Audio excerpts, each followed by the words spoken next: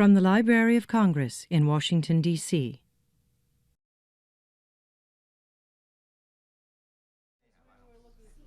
Okay, well, good afternoon, everyone, and welcome. My name is David Taylor, and I'm head of research and programs at the American Folklife Center, the sponsor of the Benjamin Botkin Lectures. And I wanted to note that this Benjamin Botkin Folklife Lecture Series is intended to provide a platform for professional folklorists and ethnographers working both in the academy and the public sector to present findings from their latest and ongoing research. This series allows us to bring to the library cutting-edge scholars in folklife and cultural heritage. And as we do this, it allows us to build our collection, since we're making a recording today of the lecture, which will go into our archive. So it's very useful from an acquisitions perspective as well. Today it's my honor and privilege to introduce Dr. David Dunaway, today's speaker, who will talk about FBI files of important folk musicians and folklorists that were collected in the 1950s and 1960s. Let me tell you a few things about David. He's professor of English at the University of New Mexico, also a professor of broadcasting at San Francisco State University. He received his PhD in American Studies at the University of California at Berkeley, where he studied folklore, history, and literature. For the past 30 years, he's been documenting the life and work of Pete Seeger, resulting in the book, How Can I Keep From Singing? Pete Seeger. This biography was published initially by McGraw-Hill back in 1981. It's been republished in a revised and updated form by Villard Press at Random House very recently. In fact, it came out just yesterday. And I've been told that copies will soon be available. Yeah, that deserves a round.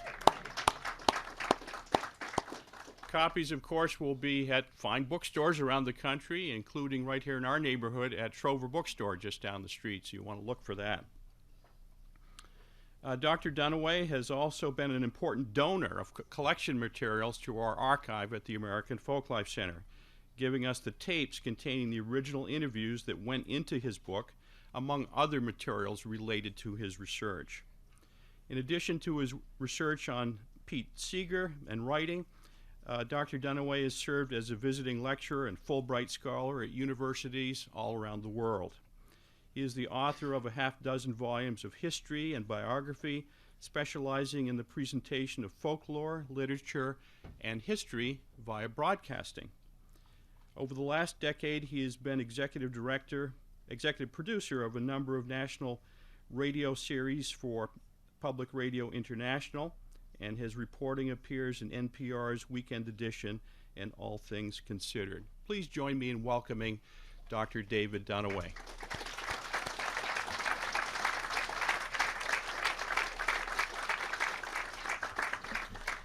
Thank you very much.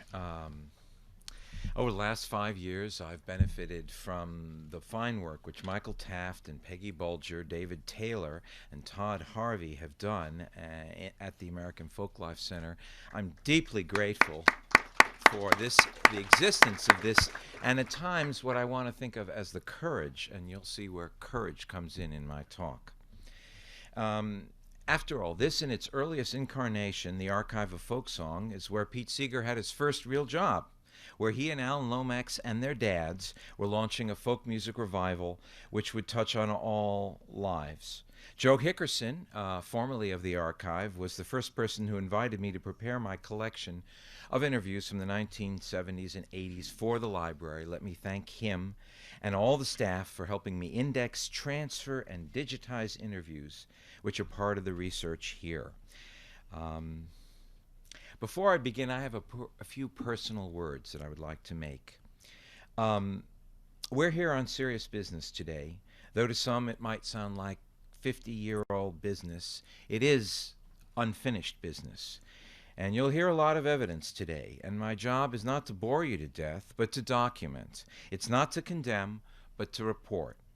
And above all, to bear witness, and I hope you will join me in bearing witness to another time. The title of my talk comes from a joke, black humor style, 1950s.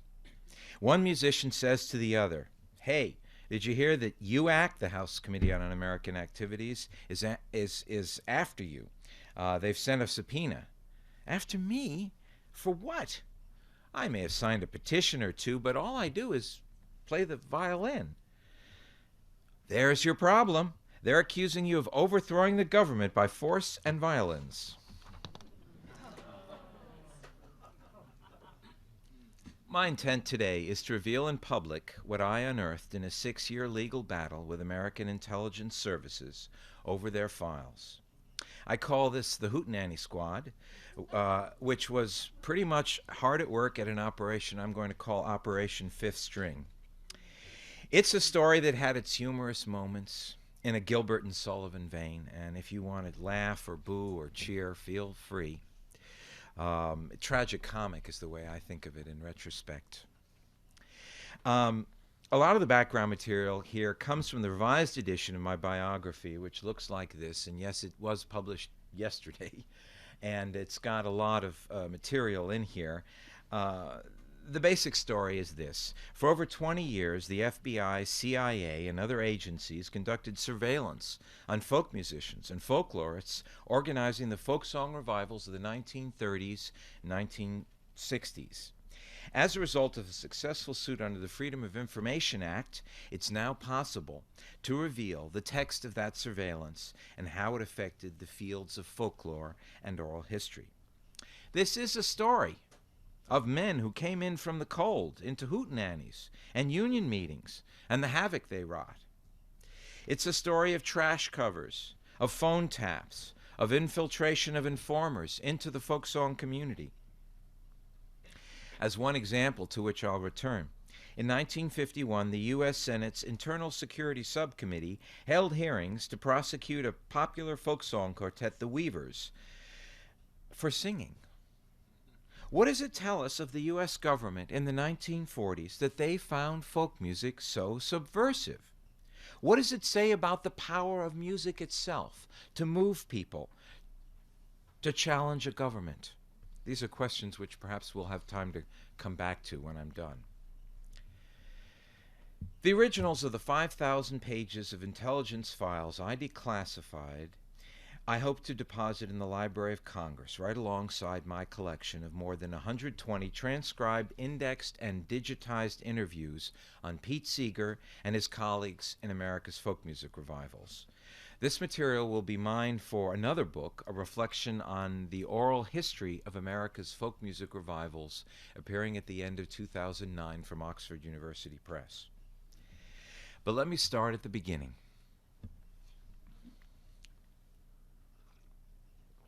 In July 1976, I decided to approach the FBI and the CIA for the documents they had on key singing groups active in America's folk song revivals. My primary focus was Pete Seeger, but because of Privacy Act limitations, I didn't go through Pete Seeger's files, but rather the groups with which he was associated. Now, the Central Intelligence Agency complied quickly and released documents on 4 groups from which I'd requested records. The Almanac Singers, 1941-1944, labor singers before and after World War II who recorded Talking Union. That's the first group. The second was People's Songs, a continuation of the Almanac Singers, but on a grander, national scale. A couple thousand people who tried to persuade labor unions to sing together and make songbooks. People's Artists, the continuation of People's Songs, a booking group from roughly 1949 to 1956. And then the fourth group was the Weavers. Some of you might be old enough to remember the Weavers. They were a folk song quartet from 1950 to 1963, and they recorded a half dozen songs which went platinum. The Weavers had the double distinction of being the first musicians to bring traditional songs to the very top of the nation's pop charts, though there are some contenders, I suppose, in the 1920s. They were also the first group of musicians in American history to be investigated by their government for insurrection. Pete Seeger was a founder of all these groups, and thus documents on them reflect on his own life. Now, I have here in my hand legal documents extraordinary ones in the great lie tradition of American politics. The first is from Mr. Clarence Kelly, director of the FBI, and it's dated May 20th, 1977. Quote, "Please be advised that a review of our central records at FBI headquarters revealed no information to indicate that the group known as the Weavers has been the subject of an investigation by the FBI." That's what he said. However, our files do contain a newspaper clipping from the Daily Worker in which the name of this group is mentioned. Enclosed is a copy of that clipping, and down in the corner it says, "Clipped at the seat of government." I have other such documents which contradict Mr. Kelly's comments, as you'll hear in just a moment. Now, to start, for you researchers out there who have used or are thinking now about using the Freedom of Information Act for your research, I want to pass along a tip. It's smart to file separate requests with field offices in key cities where the activities took place. So I filed in New York, Detroit, San Francisco, Los Angeles, and Chicago, and very often they have files which the central headquarters has already purged. Some really good material, too. Well, you wait 90 days for a response, and then you file suit, or I filed suit. Unfortunately, I found an ACLU member, Stephen L. Mayer of Howard Rice in San Francisco, who took on the case pro bono. His large and important firm in San Francisco didn't do FOI law, but Steve Mayer was a childhood friend, and he was willing to stick it through. And it took us 5.5 years to prevail. During each of these years, I paid for court costs, and I read depositions, and I reviewed fragmentary and redacted documents, pages with only 2 lines, and they weren't even good lines in some cases. But after the suit was filed against the FBI, the first 6 boxes of documents on the Weavers and others arrived. Month after month, we went to court to insist that the government document its deletions on the basis of what is called a Vaughan Index, one that cites specific reasons for each deletion, paragraph by paragraph. Another tip for researchers: intelligence officers tend to respond to FOIA suits by denying access to the whole document, but they are technically supposed to release materials that are reasonably segregable. And, well, for several years, we fought each paragraph of each document. That is to say, the government had to provide a specific exemption for each paragraph in each document. This is the law. And when you consider the thousands of pages of documents, you can imagine what a task this was, both for us and for the FBI. One day, after court adjourned, I stopped in the echoing hall. I filed my suit in San Francisco because I was then a graduate student at Berkeley. I asked the attorney defending the government why the FBI cared so much about these documents. Many of them were 35 years old. I put it to him that these documents probably should not have been classified in the first case, and that perhaps they were in themselves dubious. So why were they fighting so relentlessly? Look, he told me, I actually work in water law. They're short-staffed around here. I didn't ask for this suit. The reason the FBI is defending itself vigorously is because they fear criminal charges for their staff. Not all of the acts involved here have statutes of limitations. They're worried if they're released, somebody might file a civil suit, particularly against the agents involved. I said, hey, wait a second. There's no way to know who those agents are, for goodness sake. That's one exemption the courts never breach. He turned and walked briskly down the hall, his jacket flapping at his side. What can I say? It's the FBI. Well, by the summer of 1981, we prevailed, and the government paid court costs and my attorney's fees. And Steve Mayer, who attended Yale Law School with Bill and Hillary Clinton, does not come cheap. It cost the government better than $20,000, not including court costs, just to defend this, not including their own internal fees.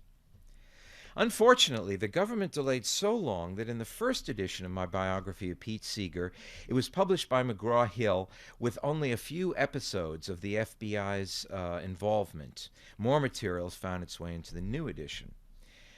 We don't have books for you today, but we do have a publication announcement, which should be outside. and I understand the books will come pretty soon.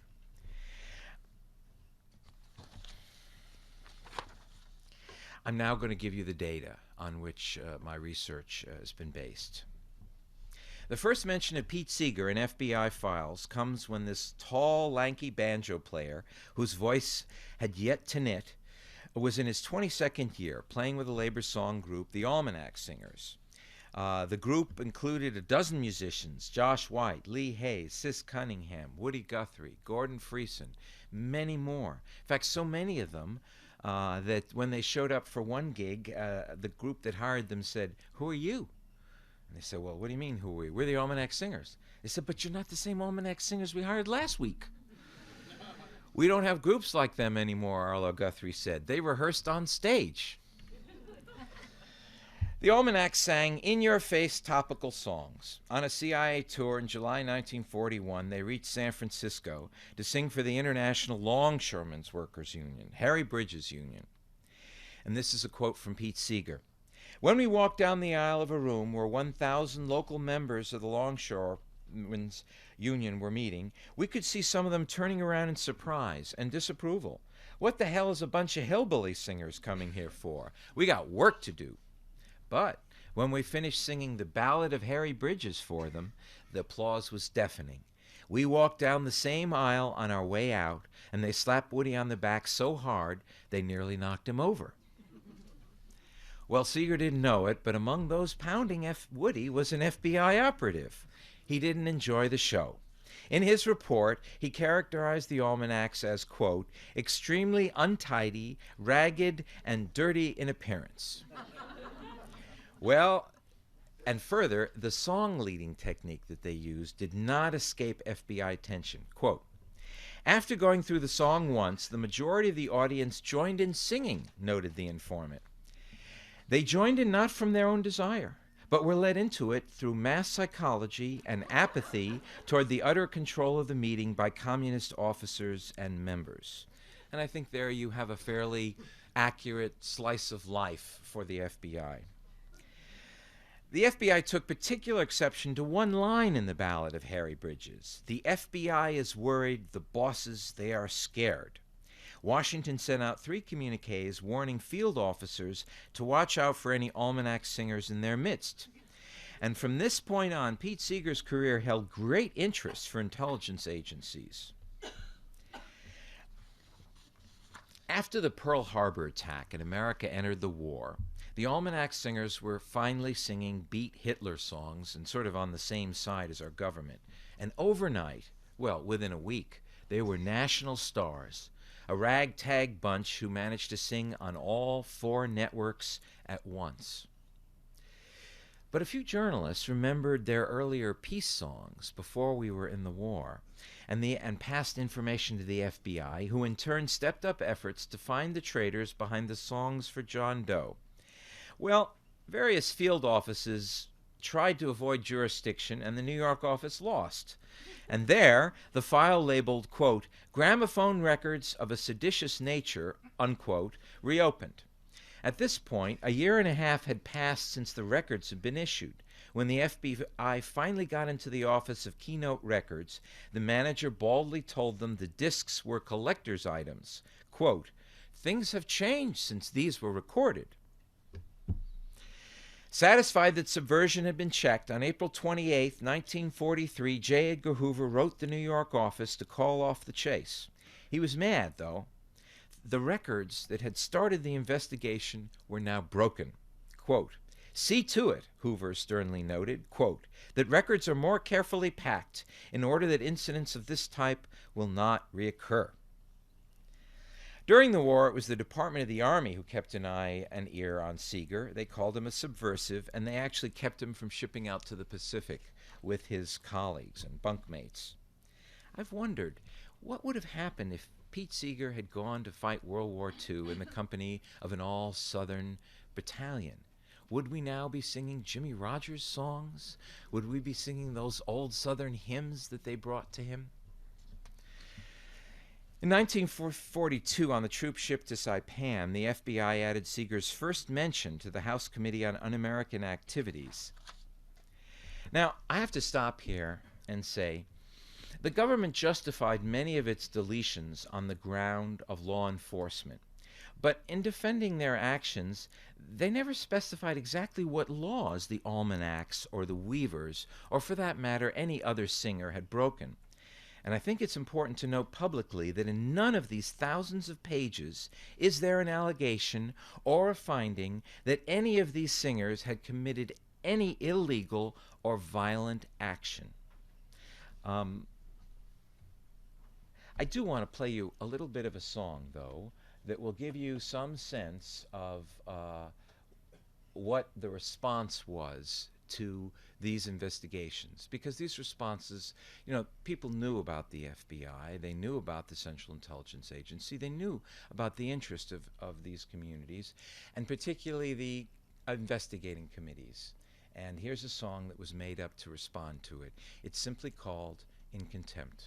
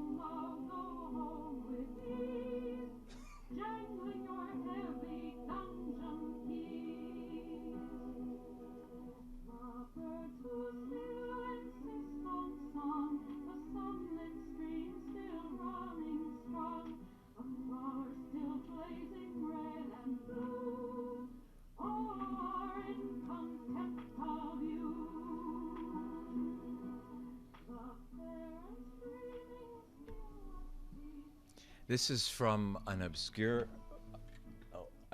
Folkways release in the 1950s, a live people's song hootenanny that the that the Smithsonian has in their collection, and it shows that there was indeed cultural resistance to this process.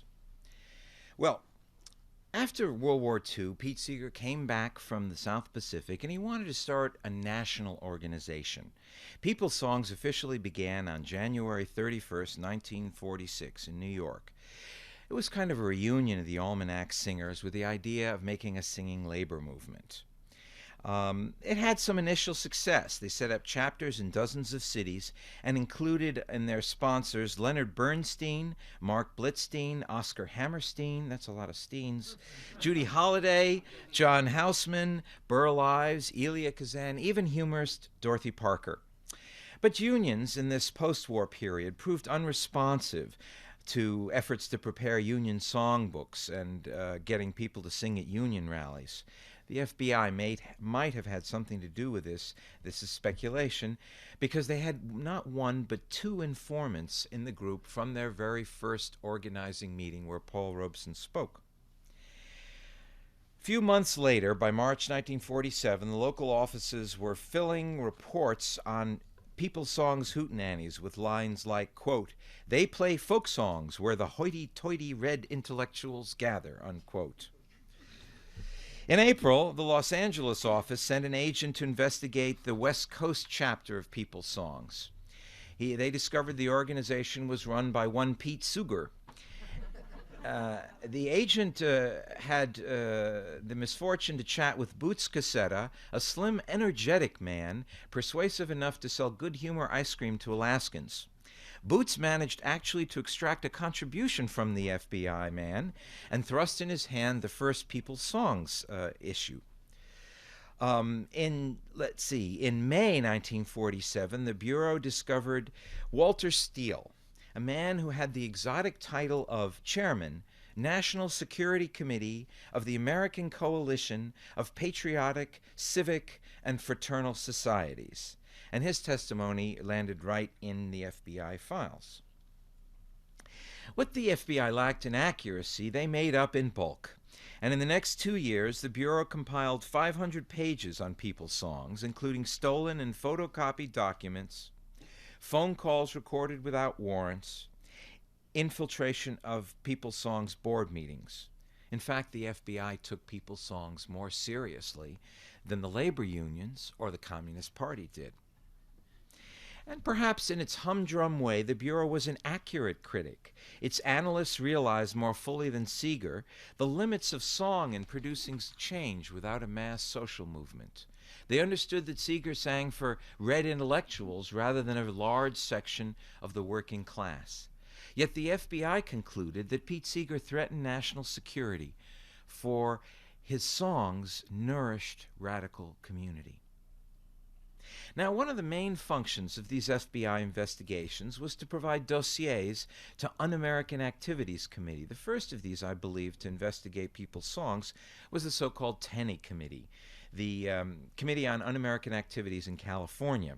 And after listing concerts staged by People's Songs, the investigators dissected its board of directors, which included a Dr. B.A. Botkin, quote, until recently archivist of the Library of Congress in the American Folksong Division, and of course the man whom we honor today in this ongoing lecture series. This report ended up in the field offices of the FBI, and it ended up in the People's Songs file. The next investigation is the 80th Congresses of the Civil Rights Congress, where the composer Earl Robinson is listed. And then the next one was the 83rd Congress's investigation of communist activities in the San Francisco Bay Area.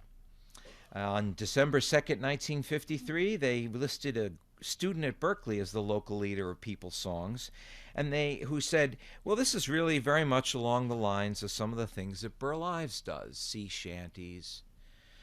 To that, the FBI replied to the committee in testimony, not shanties, but chants. Chants in that type of music. But the words in the songs, it was communist propaganda. Isn't that right?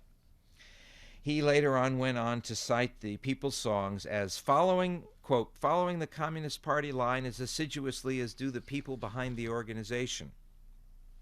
And I suppose there might be some truth to that. By 1954, a House investigation into Scientific and Cultural Conference for World Peace cited People's Songs, which, quote, which time and time again has been used by the communists as decoys for innocence, for entrapment of innocence. The report cited 21 members of the organization, folklorist Norman Kasdan, Alan Lomax, and B.A. Botkin. The FBI investigations went up to its highest level, with J. Edgar Hoover personally writing to the special agent in charge of the New York City field office about People's Songs in 1948. I'm now going to go on to People's Artists and the Weavers.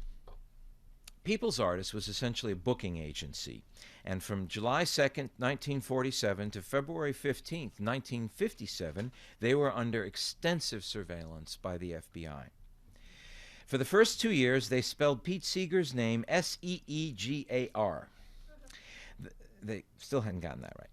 The FBI files on the group include research conducted by the Naval Intelligence Office, the U.S. Air Force Special Investigations Office Security Division, and the Department of the Army. Surveillance consisted of clipping the Daily Worker for performances, picking up leaflets at concerts, documenting days, times, and contents of its meetings. I think many of us really have to thank the FBI for its detailed record keeping in this area, which is helping researchers document a lot of these activities.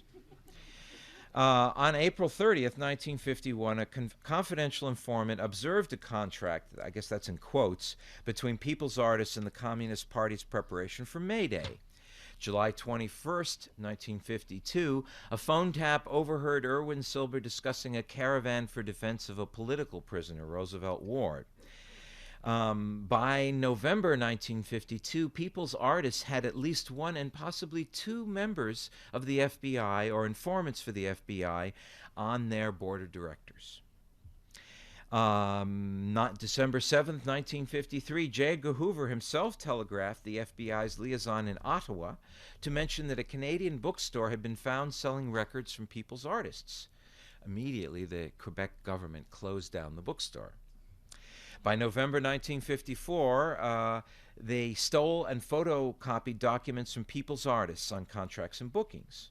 August 2nd, 1956, there's a letter from Hoover himself to the Assistant Attorney General of the United States specifying that a technical installation was to be used on people's artists. And then, a few months later, just as the FBI was completing its investigation to document them as subversive under Executive Order 10540, the organization dissolved for lack of funds. That did not stop the FBI, however, and after their death, they kept going, preparing a brief for the Subversive Activities Control Board to designate the no longer existing People's Artists as a communist front. Unfortunately, according to the Bureau's files, its informants either wouldn't testify or they decided their evidence wouldn't stand up in court. So what are we talking about during this period? Well, the intelligence agencies conducted trash covers, that's going through their trash, phone taps, mail intercepts. Among the scams that were run was to send in a phony typewriter repairman to People's Artists to install a bug in a typewriter. Not the best place, I would think, to put a recording device, if you think about it. If you're listening, I feel sorry for... And if all this sounds more like a Cold War spy drama or novel than the government's criminal investigative agencies, it is nonetheless true. I have documents here with me, a few of them that actually list the extent of the holdings. Well, Pete Seeger, after all this happened, was trying to find another way to support himself around 1950. And today it's not widely known that he tried to become a folk song collector. Well, he was a folk song collector, obviously, but he tried to get this going. And in 1950, he applied for Guggenheim to study banjo techniques, turned down. Later in the next year, he wrote the Library of Congress to propose they film his banjo techniques in slow motion for the Archive of American Folksong, as I believe it might have been called at that time. Fortunately, we now have that footage, which Toshi Seeger shot, and it's among the many treasures in the American Folklife Center. And I guess Michael Taft won't mind if we say that in the next year or so, a Pete Seeger discography may also appear on their site. It's over 200 pages long, because Pete Seeger may be the most recorded musician in American history. It will also, I hope, appear in print. But back to our story. Because unbeknownst to Seeger, there had been a post-war change at the Library of Congress. The former head of the archives, Ben Botkin, had quit, as documented in Peter Bartis's 1982 Penn dissertation, A History of the Archive of Folksong at the Library of Congress. There's a cloud of different interpretations about his departure, Botkin's departure. Bartis mentions a, quote, lingering suspicion that Botkin was victimized by the era of McCarthyism, unquote.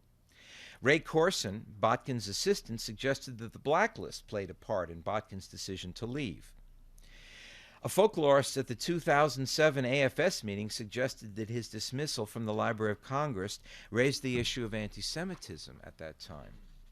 He, Bartis, writes that the appointment of Duncan Emmerich as archive head was, quote, the final step in purging itself of representatives of previous decades of social activism, such as Alan Lomax. How right he was, we shall see. Emmerich, a military historian under General Eisenhower, began on October 24, 1945. By 1947, his annual report referred to, quote, extending Russian influence, unquote. Bartis characterizes him as a man of conservative politics who let it be known he had contacts. In secret, the FBI had been in touch with Emmerich, and Emmerich had begun volunteering materials to him.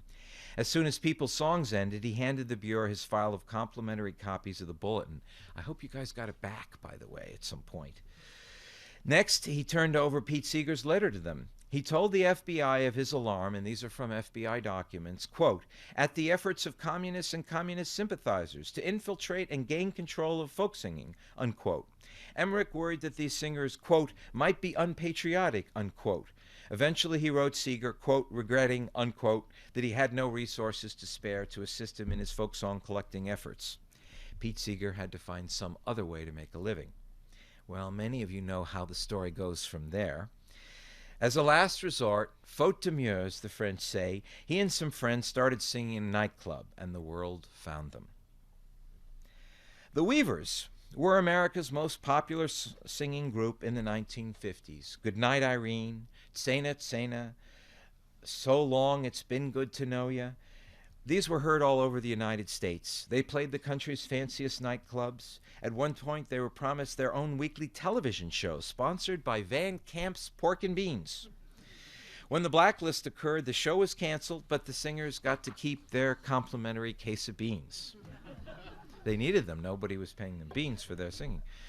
To understand the lengths to which the FBI went in trying to thwart this popular singing group, it might be worth considering what Pete Seeger said.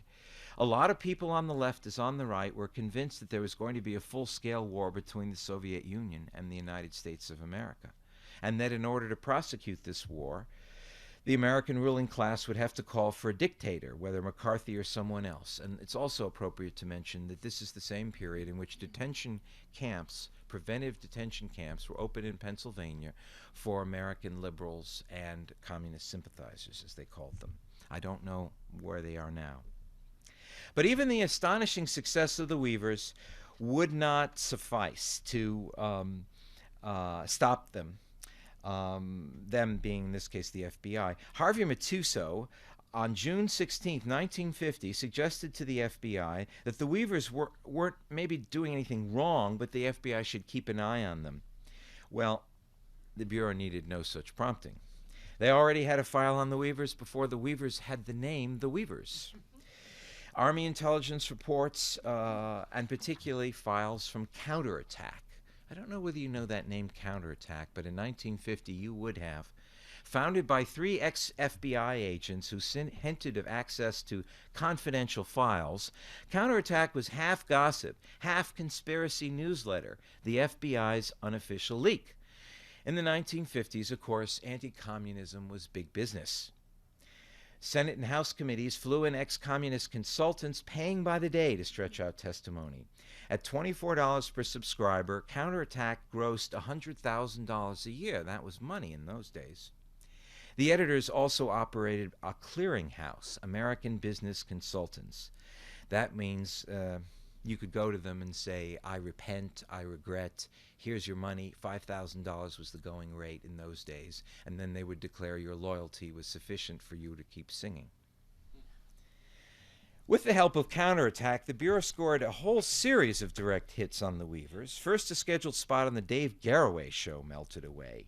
I asked Dave about this. He said, I don't know anything. I was talent. Ask the producer. Then on August 9, 1951, the governor of Ohio, Frank Lausch, wrote the FBI for confidential information on the Weavers, who were to appear at the Ohio State Fair. His request put Hoover in a spot. The requests were clearly confidential. No private individual, not even a governor, had the right to examine them. But Hoover's zeal, I think, got the best of him, and he passed along the information.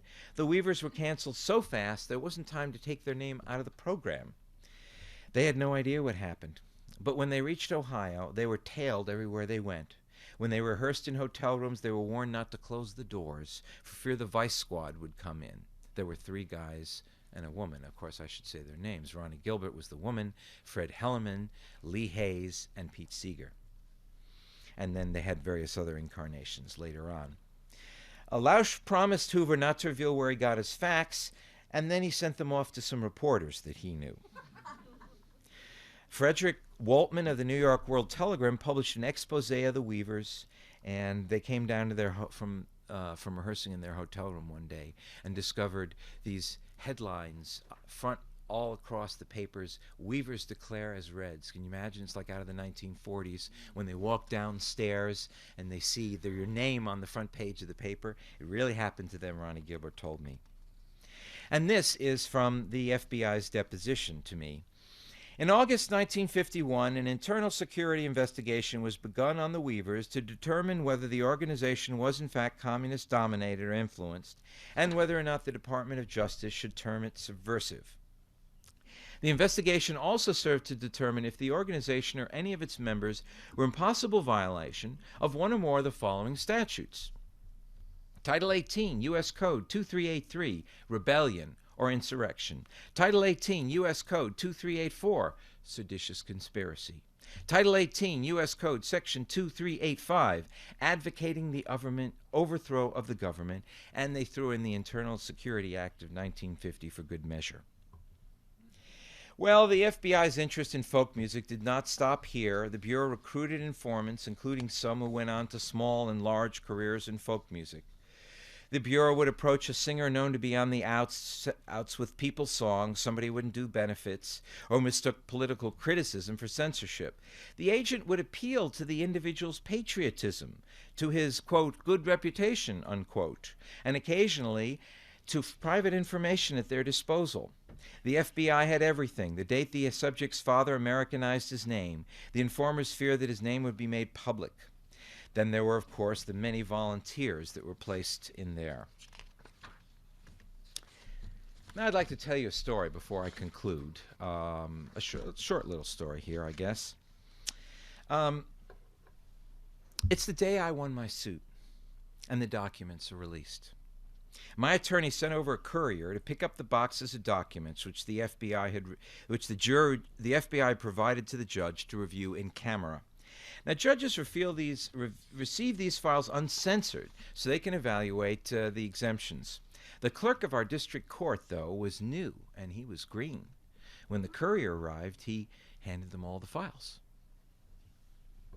All the files. And for 24 hours, I had more information than I was supposed to, and more than I wanted to know. For the uncensored files included not only all the passages which the government had previously blacked out, they included the names and identifying T numbers of informants in the folk music world. Now, this is information I cannot share with you. Those involved today are in their 80s. Many of them still perform or broadcast. By and large, they were recruited from left-wing groups opposed to the Communist Party, such as the Independent Socialist parties, which definitively split with their communist comrades. And that, I'm afraid, is all I can tell you. Because the morning after I received these documents and had finished massaging my jaw from where it stuck open, I got a call from my attorney. "You shouldn't have those files, you know," he said quietly over the phone. "I know. They're amazing. There's material here which you can't use. The men in black shoes are on their way over right now to take these documents back and give you the set you were supposed to receive with court-approved deletions. And they have an affidavit for you to sign. You better sign it. It says that you will never publicly disclose or otherwise publish the identity of the informants or FBI agents involved. They're really mad. You better sign it." And so I signed it, and I never have. But perhaps when I'm a very old man and there is little that can be done to me, I will write all this information down. But until then, the best I can suggest is to use what one archivist called the evidence in the asterisks, or you could look at the notes of my biography. In the end, all these documents came not just from the FBI and the CIA, but from the Department of the Army, the Department of Justice, the Department of the Navy, the Department of the Air Force, the Department of the War, and from, right here at home, the Military District of Washington. Who knew that all these federal agencies cared about folk singing? Were they starting a group and looking for a good banjo player? I to this day, I don't understand it. There's a postscript to this talk. It wasn't just folk songs that the FBI investigated. They investigated Louie Louie, which some of you know from The Kingsmen, one of the classic rock songs. The day it was recorded, the singer from The Kingsmen had a terrible cold and couldn't pronounce all the words completely so they could be understood. And as a result, a set of dirty lyrics began circulating, and parents were sending the dirty lyrics to the FBI, and the FBI opened an 18-month investigation into Louie Louie. What can I say? Thank you for your attention.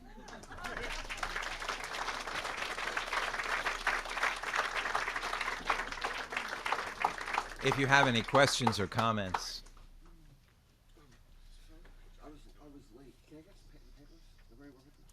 Sure, we have some for you, I think, outside. We have some questions. Yes, sir. I know you can't name any informants, but were there any names on that list that really jumped out at you, surprised you would be been a one? Well, yes. Andy. David, how late did those investigations, did they continue, how late into the 60s was that still going on? Do you know? Yes, at the occasion of the Archives Seeger Symposium, which was held in this building, I believe, I took a day off and went to the National Security Archives, where there's a lot of valuable information in the Senate hearings. And I discovered that as late as 1968, the FBI was preparing information. There's a 6-page single-spaced document there on Pete Seeger, which lists every date he sang for every cause. It's great if you're making a chronology of Seeger during those years, because you got date after date after date after date. 6 pages single-spaced. And I suppose I have to tell you the last document in the file, and this is not a funny story, but it is the case that in 1968, Pete Seeger was asked to write a song for the 1968 Olympics. He couldn't, but his daughter went. His daughter was, in fact, arrested upon returning from a demonstration. She was put in jail for 6 months for attending a demonstration in Mexico City. That's all she ever did. 6 months. That was Mika Seeger, yes. And there's a clipping from this in the New York Times, which found its way into the Senate Internal Security Committee files. And in it, penciled in blue, is a little final note, and it goes like this. Save this clipping to start a file on second-generation commies like this girl. And it was signed J. 1968. Yes?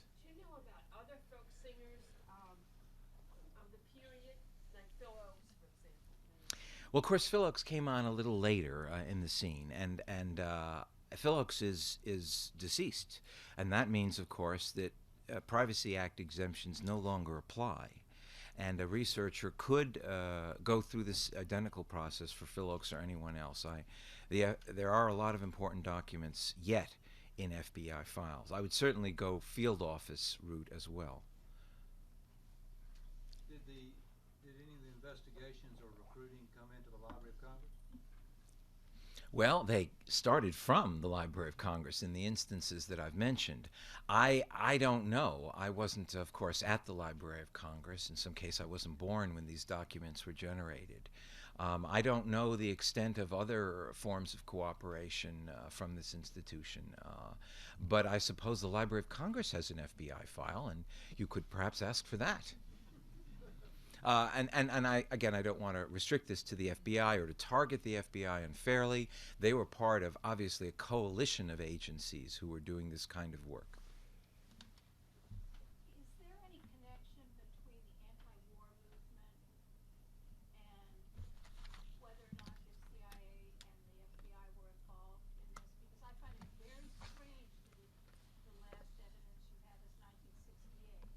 I would anticipate that it would have gone on into the 70s. You must understand that I'm really working from a very limited set of data. It's simply 4 groups, and the last of these groups went out of business in 1957.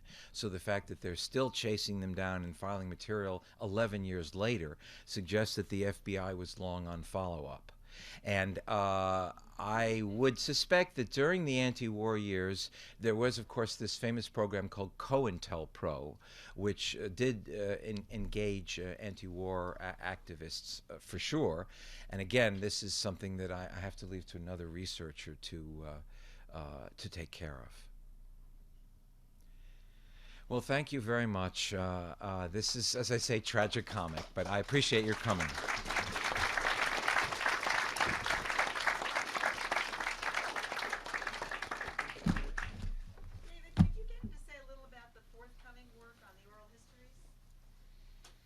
Well, I have donated to the library here 120 oral history interviews around. Many of the figures were known here. And if you need to leave, just go right ahead, no problem. I know we're running out of time.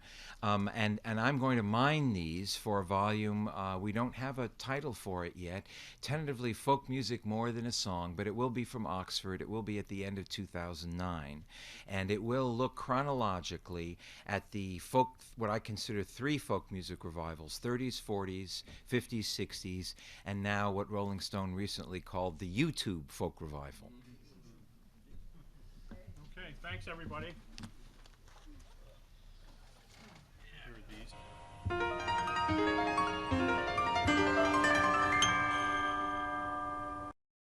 This has been a presentation of the Library of Congress. Visit us at loc.gov.